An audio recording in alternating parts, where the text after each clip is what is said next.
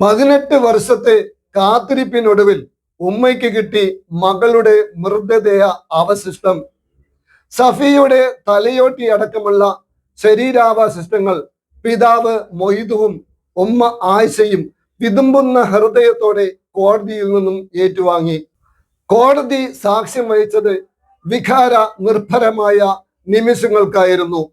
കേട്ടിട്ടില്ലേ കാസർകോട്ടെ പ്രമാദമായ സഫിയ കൊലക്കേസ്? കുടക് അയ്യങ്കേരി സ്വദേശികളായ മൊയ്തു ആയിഷ ദമ്പതികളുടെ മൂത്ത മകളായിരുന്നു സഫിയ. 2006 സഫിയ എന്ന 13കാരി ഗോവയിൽ വെച്ച് കൊല്ലപ്പെട്ടത്. കോടതിയിൽ നിന്നും ഏറ്റുവാങ്ങിയ ശരീരാവശിഷ്ടങ്ങൾ കട്ടത്തടുക്ക മുഹിമ്മാത്തിൽ കൊണ്ടുപോയി ഇസ്ലാം മതാചാര പ്രകാരമുള്ള ചടങ്ങുകൾ നടത്തിയ ശേഷം കർണാടക അയ്യങ്കേരി ജുമാ മസ്ജിദ് ഖബർസ്ഥാനിൽ കബറടക്കി. 18 വർഷം മുമ്പ് ഗോവയിൽ കൊല ചെയ്യപ്പെട്ട സഫിയയുടെ ജീവിതം ഇങ്ങനെയാണ്. കൊടക് അയ്യങ്കേരി സ്വദേശികളായ മൊയ്തു ആയിഷ ദമ്പതികളുടെ മൂത്ത മകളായിരുന്നു സഫിയ. അന്ന് അവൾക്ക് 13 വയസ്സ്. 2006 കാലഘട്ടം. മൊയ്തുവിന് കാര്യമായ ജോലിയൊന്നുമില്ല. കൊടകിലെ ഒരു ദിവസത്തെ കൂലി 80 രൂപയാണ്. ആ തുക കൊണ്ട് ജീവിതം രണ്ടറ്റം കൂട്ടിമുട്ടിക്കാൻ പെടാപാട് പെട്ടപ്പോഴാണ് 6ാം ക്ലാസ്സിൽ വെച്ച് സഫിയയുടെ പഠനം നിർത്തി അവളെ വീട്ടുവേലക്ക് അയക്കാൻ മൊയ്തു തയ്യാറായത്. അങ്ങനെയാണ് മുളിയാർ പഞ്ചായത്തിലെ മാസ്തിക്കുണ്ടിലുള്ള കരാറുകാരൻ അംസയുടെ വീട്ടിലേക്ക് സഫിയ എത്തുന്നത്.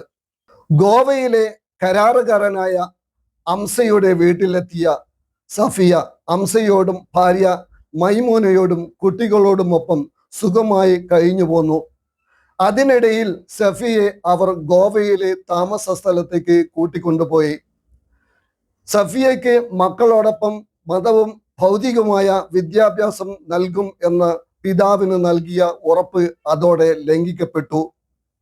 2006 ഡിസംബർ 20 മൊയ്തുവിന്റെ ഫോൺ സന്ദേശം അംസയ്ക്ക് ലഭിച്ചു. സഫിയയും തൻ്റെ മക്കളും മുറ്റത്ത് കളിക്കുന്നതിനിടയിൽ സഫിയെ കാണുന്നില്ല എന്നായിരുന്നു ഫോൺ സന്ദേശം. അംസ മൊയ്തുവിനെ അറിയിച്ചതിനെ തുടർന്ന് അദ്ദേഹം നാട്ടിലെത്തി. പിന്നീട് ആദൂർ പോലീസിൽ പരാതി നൽകി. ഈ വിവരം സഫിയയുടെ ഉമ്മ ആയിഷയോട് മാത്രം പറഞ്ഞില്ല. അത് പറയാനുള്ള ധൈര്യം മൊയ്തുവിന് ഉണ്ടായിരുന്നില്ല. ആയിഷ മകളെ കുറിച്ച് ചോദിച്ചപ്പോൾ വലിപ്പെരുന്നാളിന് വീട്ടിലെത്തും എന്ന് മാത്രമായിരുന്നു പറഞ്ഞിരുന്നത്. പിന്നീട് ഡിസംബർ 25 ആയിഷ മകളെ നഷ്ടപ്പെട്ട കാര്യം മനസ്സിലാക്കുന്നത്. മകൾക്ക് നീതി കിട്ടാൻ വേണ്ടി അവർ നിയമത്തിന്റെ സഹായം തേടി. ലോക്കൽ പോലീസ് അട്ടിമറിച്ചു കേസ്. ക്രൈംബ്രാഞ്ച് ഏറ്റെടുത്തു. പ്രതി ചേർക്കപ്പെട്ടവരുടെ കുറ്റമൊഴി പ്രകാരം ഗോവയിലെ ഡാം പ്രദേശത്ത് മണ്ണ് മാന്തി ഉപയോഗിച്ച് കുഴിയെടുത്തു. 2 ദിവസത്തെ പരിശ്രമത്തിനൊടുവിൽ സഫിയയുടെ ശരീരഭാഗങ്ങൾ കുഴിയിൽ നിന്നും കണ്ടെടുത്തു.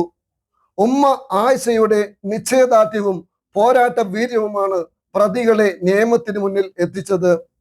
അന്ന് ഇവർക്ക് വേണ്ടി കേസ് നടത്തിയത് അഡ്വക്കേറ്റ് സി ഷുക്കൂർ ആയിരുന്നു. വീട്ടുടമ കാണാനില്ലെന്ന് പറഞ്ഞതിനെ തുടർന്ന് സഫിയെ കണ്ടെത്താൻ വേണ്ടി കാസർകോട്ട് ആക്ഷൻ കമ്മിറ്റി രൂപീകരിക്കുകയും സമര പന്തലിൽ 90 ദിവസം നീണ്ടുനിന്ന സത്യാഗ്രഹ സമരം സംഘടിപ്പിക്കുകയും ചെയ്തു. 2006 കൊടക് അയ്യങ്കേരി സ്വദേശി സഫിയ ഗോവയിൽ കൊല ചെയ്യപ്പെട്ടത്. കരാർ ജോലിക്കാരായ മുളിയാർ സ്വദേശി KC അംസ, ഭാര്യ മൈമൂന എന്നിവരെ പോലീസ് അറസ്റ്റ് ചെയ്തു. ഇവരുടെ വീട്ടിലെ ജോലിക്കാരിയായിരുന്നു കൊല്ലപ്പെട്ട സഫിയ. കൊല ചെയ്യപ്പെട്ട സഫിയയുടെ മൃതദേഹ ഭാഗങ്ങൾ വിട്ടുകിട്ടണമെന്ന ആവശ്യം ഉന്നയിച്ച് ജില്ലാ പ്രിൻസിപ്പൽ സെഷൻ കോടതിയിലാണ് കേസ് ഫയൽ ചെയ്തത്. അഡ്വക്കേറ്റ് ഷുക്കൂർ മുഖാന്തിരമായിരുന്നു കേസ് ഫയൽ ചെയ്തത്. 18 വർഷങ്ങൾക്ക് ശേഷമാണ് കോടതി അനുകൂലമായ വിധി പുറപ്പെടുവിച്ചത്. സഫിയയുടെ മൃതദേഹ അവശിഷ്ടം കുടുംബത്തിന് കൈമാറുമ്പോൾ അത് ഏറ്റുവാങ്ങാൻ സഫിയയുടെ മാതാപിതാക്കളോടൊപ്പം മുഹിമ്മാത്തിന്റെ സ്ഥാപക സാരഥി സയ്യിദ് ഹാമിദി തങ്ങൾ, അതുപോലെ തന്നെ അബ്ദുൾ റസാഖ് സഖാഫി, ആക്ഷൻ കമ്മിറ്റി പ്രവർത്തകരായിരുന്ന അമ്പലത്തറ കുഞ്ഞികൃഷ്ണൻ, നാരായണൻ മാസ്റ്റർ, സുബൈർ പടപ്പ്, അജിത് കുമാർ ആസാദ്, വിജയലക്ഷ്മി, അബ്ദുൽ ഖാദർ ചട്ടഞ്ചാൽ, സുൽഫത്ത്, എം ഫരീന കോട്ടപ്പുറം, ഷാഫി കല്ലുവളപ്പ് തുടങ്ങിയ ഭാരവാഹികളും കോടതിയിൽ എത്തിയിരുന്നു. This news by Jayanathan desk.